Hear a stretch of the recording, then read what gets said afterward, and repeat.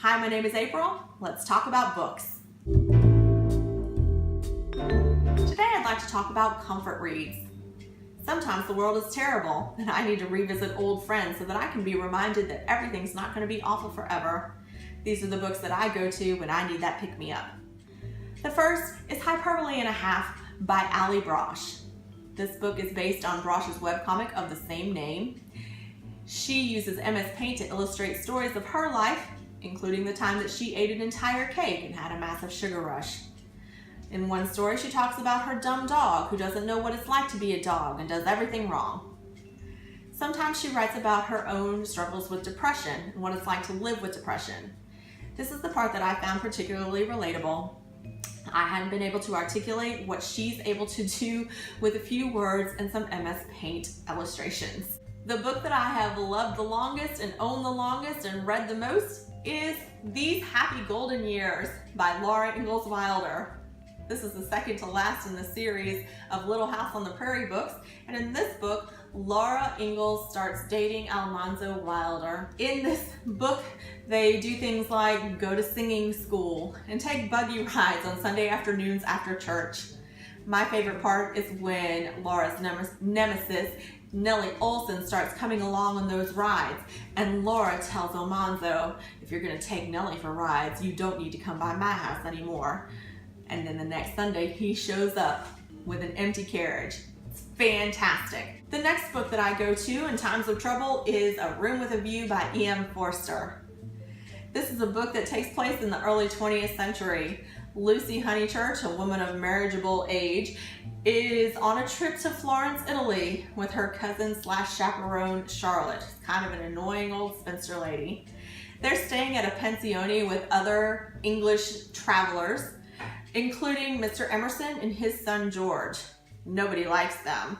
They're working class, and Mr. Emerson is probably a socialist. Now, George himself is going through an existential crisis. He's most likely depressed, and he's probably suicidal as well. At any rate, Lucy finds them intensely interesting just because they're so different from everybody else that she knows. She's at a point in her life where she's starting to realize the restrictions that are being placed upon her, and she's trying to decide if she wants to fight against them or just kind of go with the flow. There's a part in here where she is playing the piano, and the way that she plays the piano kind of shows her frustration, but it also shows that she's very joyful. And a vicar, Mr. Beebe, says if Miss Honeychurch ever starts to live her life the way that she plays the piano, it will be very exciting for her and for the rest of us. And I just love that line so much. This is about Lucy trying to make a lot of decisions in her life. Is she going to adhere to convention? Is she willing to take on the judgmental opinions of other people by going for what she really wants?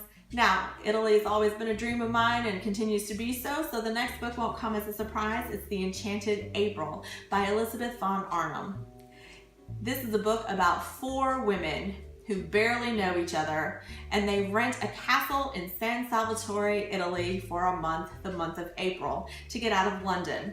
Each of them has her own problems that she's trying to escape for a little while. One of the women is worried that her husband doesn't love her anymore. One of the women is super religious, but her husband writes these erotic novels, and she feels really guilty about that, so she's just trying to escape that for a minute. Another woman who is significantly younger is part of the Bright Young Things set, because this is in about the 20s, and she's really tired of that fast-paced lifestyle, and she says to the other ones, essentially, don't expect me to talk to you, I just want to be by myself.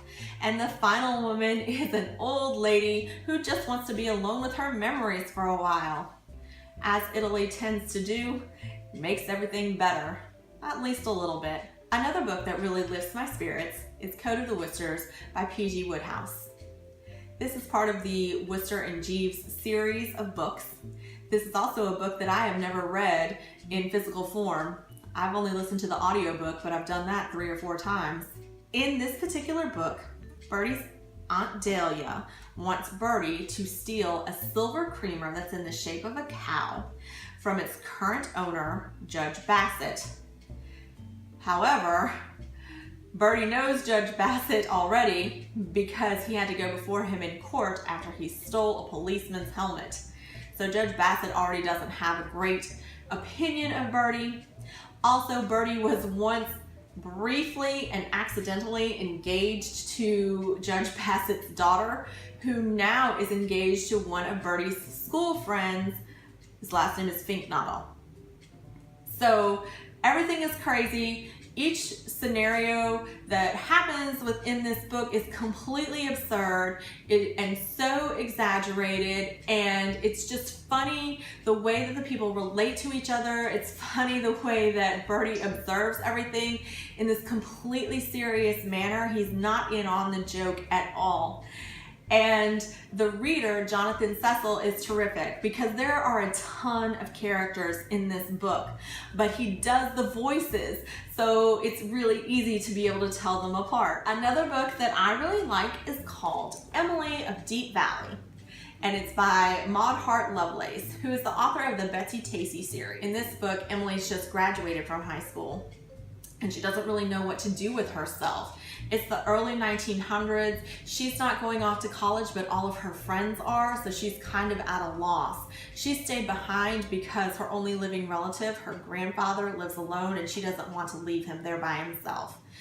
So there's one particularly harrowing episode where Emily goes back to revisit her high school.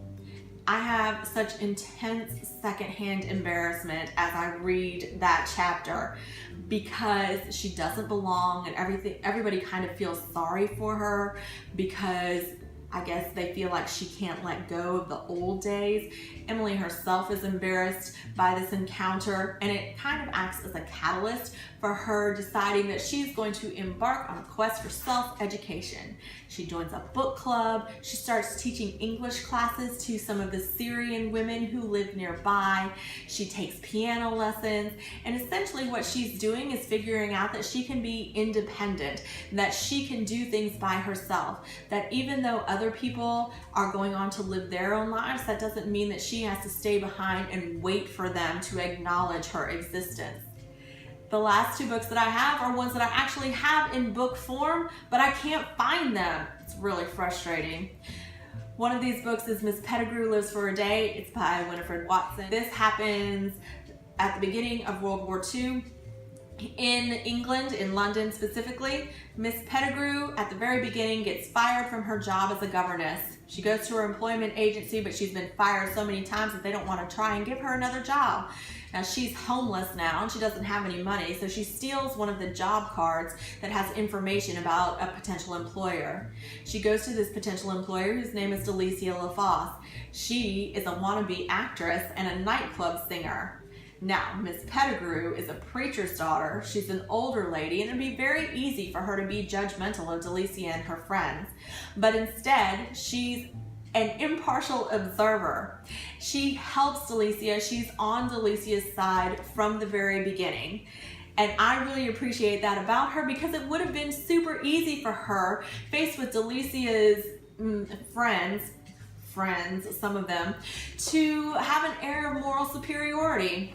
But instead, she just dives right in and takes everything as it comes. This is only the course of the day, but here are some of the things that happens during that day.